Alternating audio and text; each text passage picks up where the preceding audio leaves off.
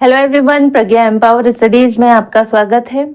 हमारा अध्याय 3 चल रहा है, दो चर वाले रेखिक समीकरण युग्म। इसकी प्रश्नावली 3.1 हम सॉल्व कर रहे हैं। इसका पहला क्वेश्चन हम कर चुके हैं, आज सेकंड क्वेश्चन करते हैं। तो स्टार्ट करें।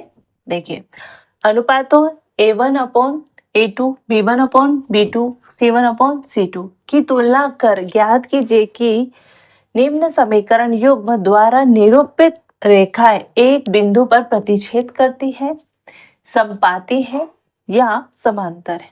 ठीक है, हमको क्या करना है, इस समीकरण में समीकरण एक हमको दिया है 5x - 4y + 8 = 0। ये हमारा समीकरण फर्स्ट हुआ है ना। 7x + 6y - 9 = 0, ये हमारा समीकरण सेकेंड हुआ।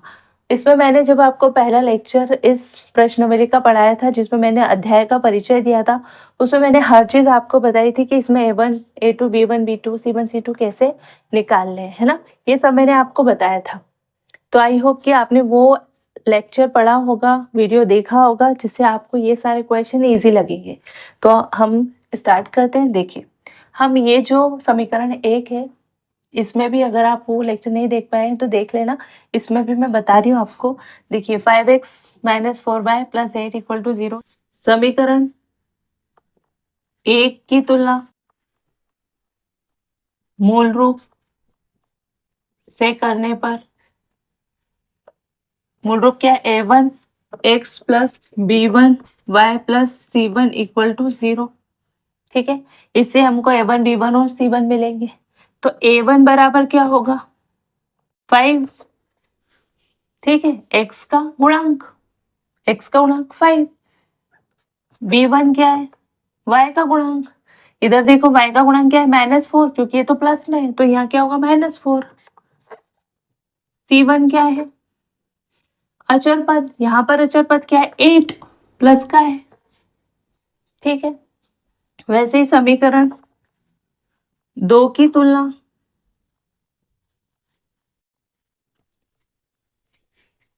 A2x + B2y + C2 = 0 से करने पर, ये क्यों लेते हैं, क्योंकि मूल रूप क्या होता है किसी समीकरण का, रेखिक समीकरण का, ax + by + c = 0।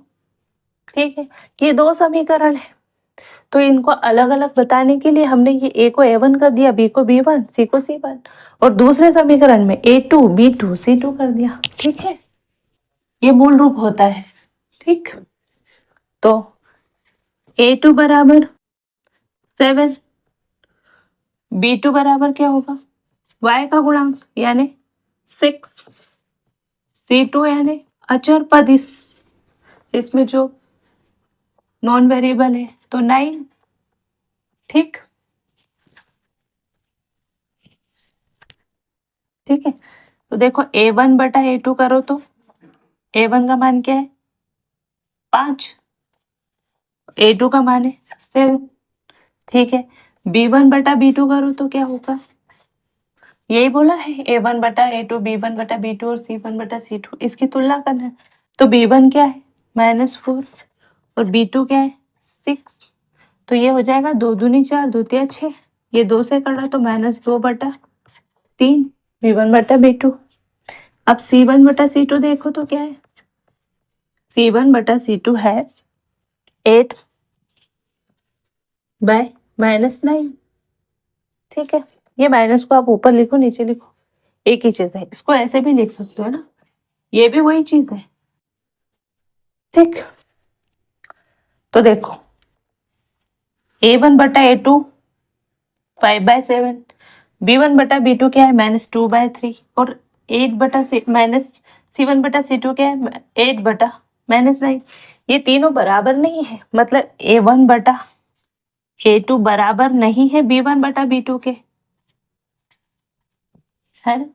और ये भी बराबर नहीं है C1/C2 के, ये तीनों बराबर नहीं है, क्योंकि ये 5/7 है, ये 2 -2/3 है, ये -8/3 9 है।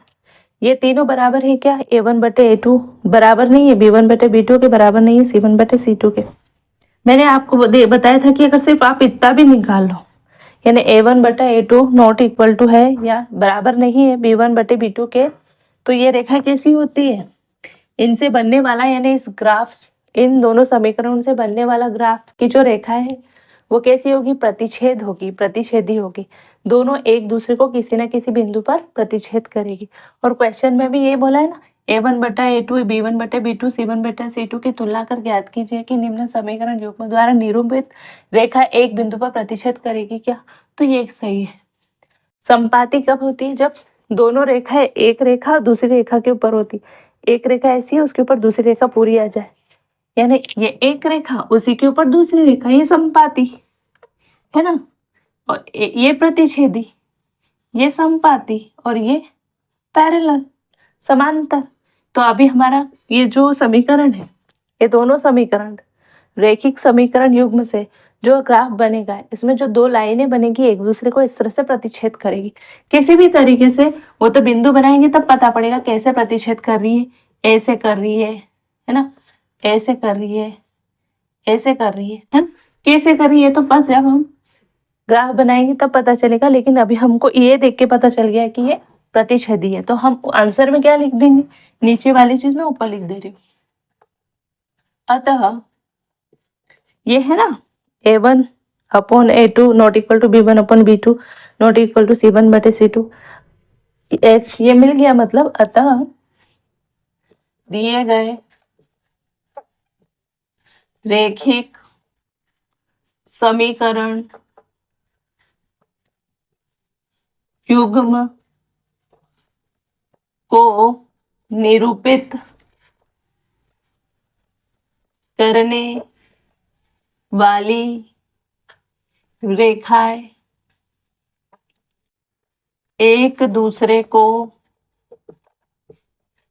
अद्वितीय बिंदु पर प्रतिच्छेद करती है। अद्वितीय क्यों? क्योंकि केवल एक ही बिंदु पर करेगी, है ना। उसका एक ही निर्देशांक होंगे, वो बिंदु का एक ही बिंदु होगा, है ना।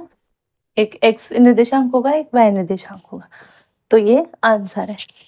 ये वाला जो समीकरण युग्म दिया है, ये समीकरण इनसे जो रेखाएं बनेगी वो क्या करेगी? एक दूसरे को प्रतिच्छेद करेगी। ठीक है, तो आई होप कि ये चीज आपको बहुत अच्छे से समझ में आई होगी। ये वाला क्वेश्चन आपको अच्छे से समझ में आया होगा। मैंने जब इस अध्याय परिचय आपको बताया था, तो मैंने पूरे अध्याय के बारे में क्या कॉन्सेप्ट है, कैसे लगाने, ये सब समझाया था, है ना। तो आप उसको भी देखिएगा, ये भी देखिएगा, ठीक है। तो इससे आपकी प्रश्नावली कवर हो रही है। तो ये वीडियोस अच्छे लगे, अच्छे से समझ में आए तो वीडियो को लाइक कीजिएगा। चैनल पर नए हो तो चैनल को सब्सक्राइब कीजिएगा, है ना। बेल आइकन को प्रेस कीजिएगा, जिससे आने वाले अगले वीडियोस की नोटिफिकेशन भी आपको मिलेगी, ठीक है। और अपने फ्रेंड सर्कल में शेयर करना वीडियोस को। तो मिलते हैं नेक्स्ट वीडियो में, तब तक के लिए जय हिंद, जय भारत, थैंक यू।